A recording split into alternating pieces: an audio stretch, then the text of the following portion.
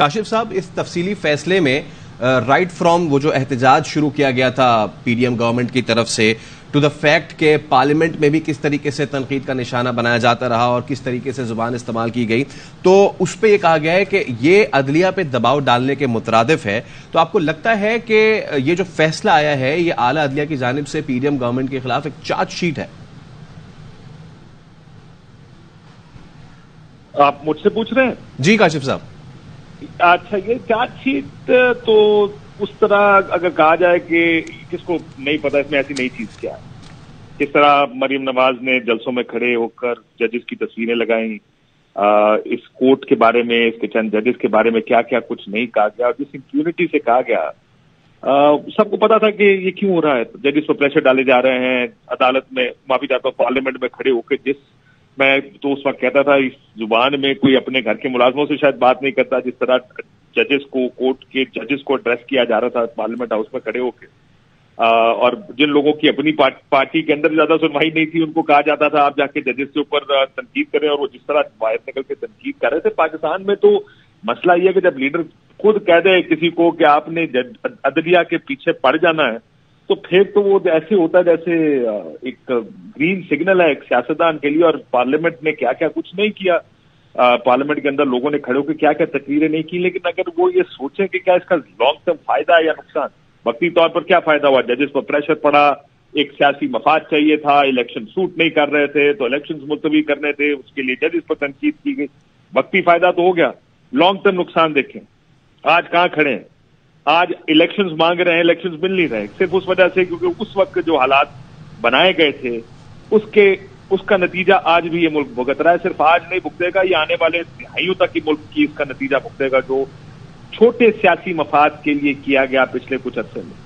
آپ نے عدلیہ کو ادھر پریشر ڈالنے کی ایسی روایت کھڑی کی ہے جو اب ہر کوئی آئے گا اور عدلیہ پر اسی طرح پریشر ڈالے گا. جب آپ اس وقت عدالت کی دفاع کی کوشش بھی کریں گے تو یہی ساری چیزیں آپ کے سامنے رکھی جائیں گی کہ سر آپ اس وقت کیا کریں، کس طرح یہ دیکھیں عدالت میں جج کے بارے میں یہ نہیں کہا جا سکتا کہ میرا جج اور تیرا جج. یہ عدالت کے اوپر اگر آپ نے اس کی صحیح معنوں میں تصدیق کرنی ہے تو میرا جج اور تیرا جج کر دیں. یہ اس سے بڑی تصدیق عدالت کی نہیں ہو سکتی کہ کوئی ایک جج کسی ایک سائڈ پر ہے یا دوسری سائڈ پر ہے. یہ سارا ہم نے پچھلے کچھ عرصے میں دیکھا بھی ہے.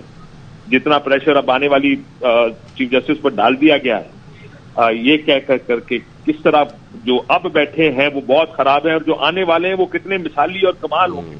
یہ ہم نے پچھلے کچھ دنوں میں، کچھ مہینوں میں اسی قسم کی گفتگو سنی جو کہ بڑی ایک انفارچونیٹ بات ہے کہ ہم اپنے نظام کو بھی نہیں سمجھ پائے، بلکہ اس کو چلانے کا طریقہ یہ ہے کہ ہم نے کہا کہ جس کو بیچ میں بلڈوز کرتے ہوئے ہمیں اپنے سیاسی مفاد حاصل کر سکتے ہیں ہم نے سب وہ بلڈوز کر دیا ہے. اور آج ہم یہاں کھڑے ہیں کہ عدالت بھی کہہ رہی ہے کہ پریشر ڈالا گیا، ججز کے اوپر تنقید کی گئی، جلسوں کا حوالہ اگر اس ججمنٹ میں دیا جا رہا ہے تو ظاہر ہے اسی ماحول کا ایک حوالہ دیا جا رہا ہے. اور آپ نے دیکھا ویڈیوز کیسی نکلی. یہ جو آڈیو لیک جس کے اوپر فیصلہ آیا، جج صاحب کی کسی کی مدر ان لا کی آڈیو لیک آئی جن کی آواز بھی شاید کسی نے نہیں سنی، لیکن وہ سب ٹی وی چینلز کو دیکھ کر کہا گیا اس کو چلائیں، یہ مدر ان لا ہے. تھوڑی دیر میں رانا ثناء اللہ نے پریس کانفرنس کی اور پھر ایک سلسلہ شروع ہو گیا، ساس کے فیصلے، ساس، مدر ان لا، جسٹس، پورا ایک کیمپین کھڑی کر دی گئی سوشل میڈیا پر.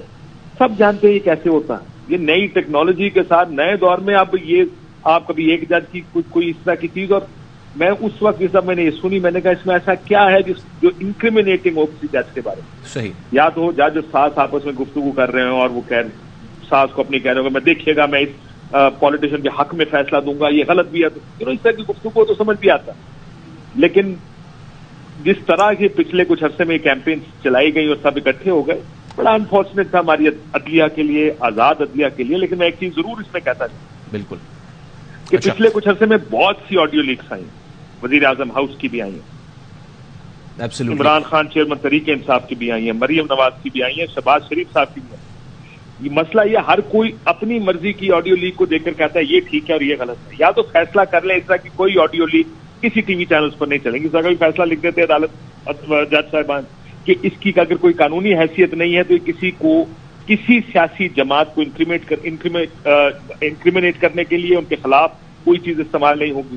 لیکن بہت سے لوگ جب اندر کی چیز باہر نکلتے ہیں اور ان کو کی کچھ چیزوں کا پتہ چلتا ہے. میں بار بار ایک مثال دیتا تھا اس وقت کہ کیا یہ جو لیکس ہیں یہ ہمارے لیے آئی اوپنر ہیں, یہ ہونی چاہیے, یہ نہیں ہونی چاہیے, یہ فیصلہ بھی کرنا چاہیے. ٹھیک, کیونکہ بہت سی چیزیں جو چھپی ہیں شاید اسی طرح ہمارے سامنے آ سکتی ہیں. اور بڑی ٹرکی ایک بیلنس ہے کہ آپ نے کس سائڈ پر جانا ہے, کہ آپ نے اس سائڈ پر جانا ہے کہ بالکل ہی ان لیکس کا کوئی وجود نہیں ہونا چاہیے, یا اس سائڈ پر جانا ہے کہ اگر یہ لیکس ہیں تو آپ کو وہ چیزیں یا وہ حقائق پتہ چلیں جو ادروائز آپ سے چھپے رہیں گے. تو بڑا ٹرکی بیلنس ہے, لیکن باہر کی دنیا میں اس کے جواب موجود ہے. ایبسلیوٹلی.